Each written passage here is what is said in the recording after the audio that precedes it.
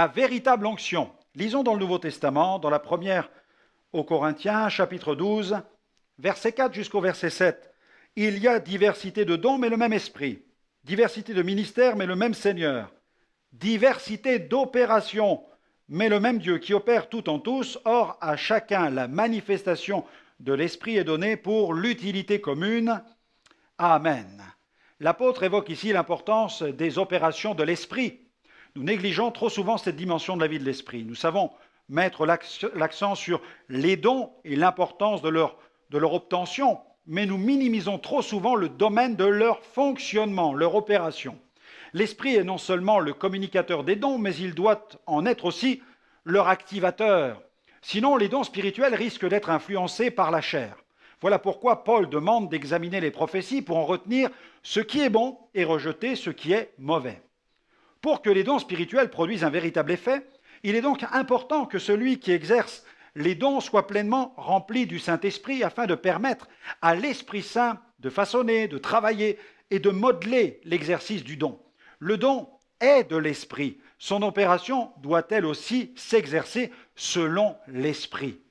L'Esprit veut nous venir en aide dans le domaine de l'exercice des dons spirituels. Il veut nous aider à opérer. Il veut en quelque sorte graisser les différents rouages de nos dons, de nos talents et de nos ministères, pour les faire fonctionner de façon inspirée et harmonieuse, bien sûr. Exerçons les dons avec onction.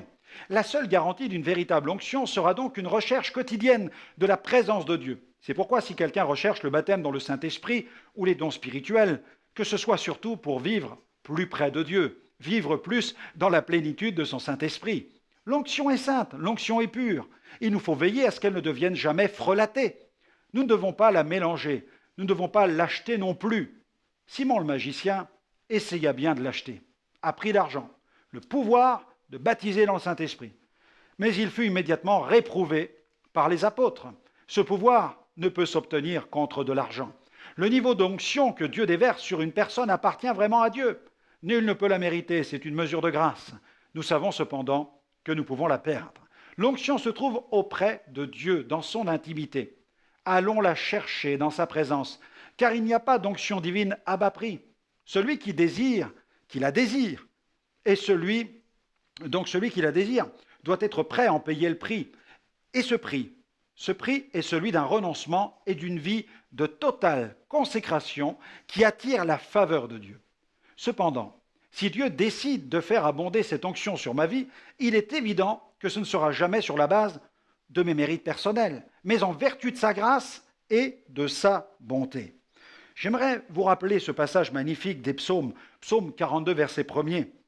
Ce passage doit nous encourager à chercher Dieu. Comme une biche soupire après les courants d'eau, ainsi mon âme soupire après toi, ô Dieu.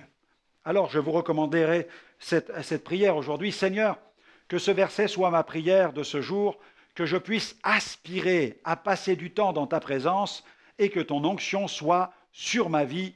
Amen.